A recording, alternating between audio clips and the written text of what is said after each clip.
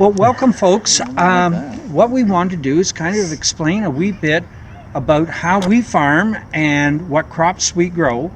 But the other thing that we really wanted to try and explain is safety, not only on the farm, but when we're also out on the roads, and what width we need to make things work, and what we need to have from you as people who drive on the roads to be able to anticipate what we are doing and things like that. So we actually have cameras set up in the tractors to be able to see what's going on behind us.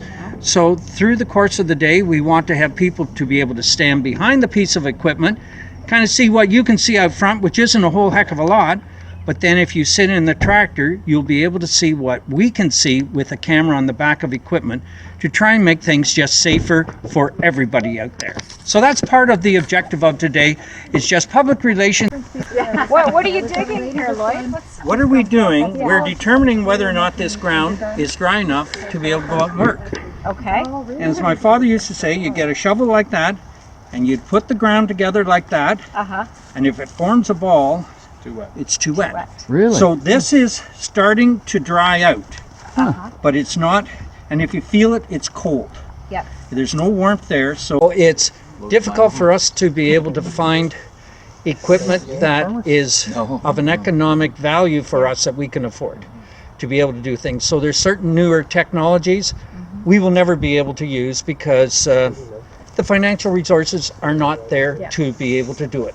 And that's just a fact of life that you work with, and you need to be aware of that, otherwise you're going to be in trouble. As my dad used to say, you need to be more concerned about what's going on your side of the line fence than what's going on the other on the neighbor's side, because you just never know what financial resources they might have at their fingertips. So this should need to dry for another couple of days before you could use it? Yeah, and you can look out there and you say, okay, it's starting to go kind of like a brownish, rather a light brown, let's say a tan rather than a dark brown, and you say it's drying out.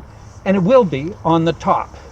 And if you look out in that field, it's not all perfectly level, so you'll have some lower spots that are wetter, and you just have to be respectful of that in order to have it work up properly, because if it doesn't work up properly in the spring, you're kind of behind the 8 ball for the rest of the year trying to grow a good crop. It's supposed to rain tomorrow. Sometimes it rains. What does that do to you? Like if it rains for, like, say, most of the day, does that... It just puts us back into where we've been, which is in neutral. So we've had a good year for getting stuff ready. The real warm weather that we had, 2-3 weeks ago, kind of freaked people out, and you thought everything was just wonderful, and it was. But then we had the rain, and we're still okay. It's just when it does dry out, you need to be ready to go. And you still always get surprises because you're dealing with Mother Nature and machinery. And that's just part and parcel for us.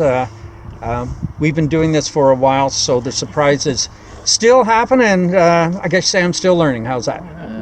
So the first thing that we do when we start out in the spring, we try to work the ground up. One is to warm it up. The other thing is to level it out, because we want to have a uniform seed bed. And we grow 4 crops here. We grow wheat, which is planted in the fall, so it's already in the ground growing. The first crop that we plant in the spring is corn. So that'll be the first thing that we get ready. Then we plant soybeans, and then we plant another type of beans called white beans. And the soybeans and the white beans all go for human food through Hensel Co-op. The soybeans go over to Japan for human food, and the white beans go over to England. So they're a wee bit more finicky, and as a result of that, there's certain things you just got to be more aware of. And in some cases, that's why it's not the real large farmer that grows some of those crops. But corn is the first thing, so we end up going out either with a cultivator or a disc.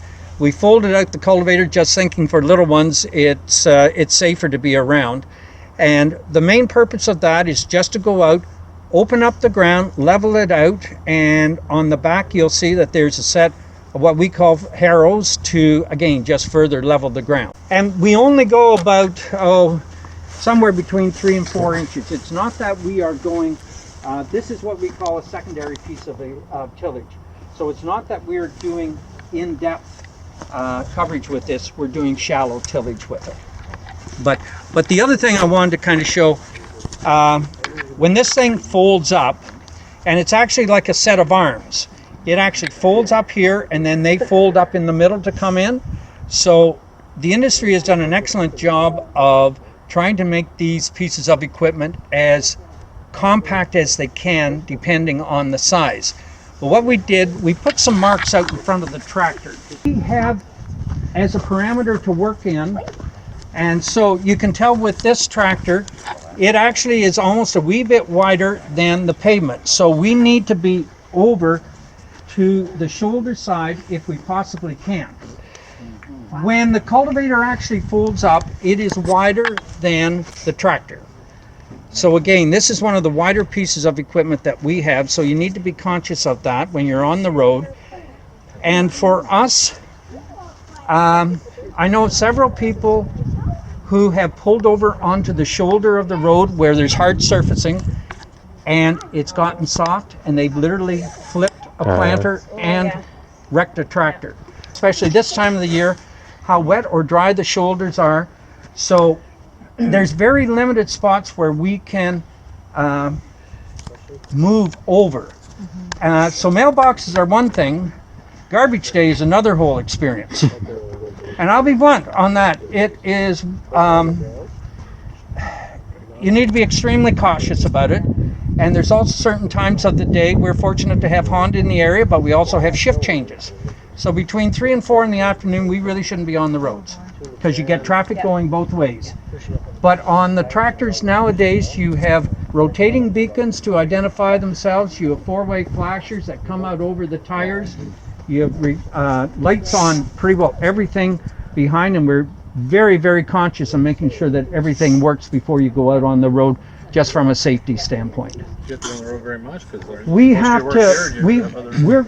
We're fortunate. Our land base is all within about 3 miles. But for some people, like they'll travel 20 miles, and they won't just travel with one piece of equipment. They'll travel with several just to get everything there to be able to do the job. Yeah. Do you have a co-pilot? No. It sounds like it. Sounds like you need one, yeah. No, we haven't. We've got a situation this spring that it might be advisable. There's construction going on a road, and it might be advisable for us to have somebody kind of at the ridge to be able to stop traffic so that you know it's too narrow to meet somebody. And it's just when you know that, you need to be respectful of it. And let's face it, we're all here to be safe for everybody. And that's one of the things I just want to kind of bring out, because if you haven't seen a tractor up close, you might see it on the road and say, well, you know, why doesn't it pull over? Or why is it out on the road this time of the day?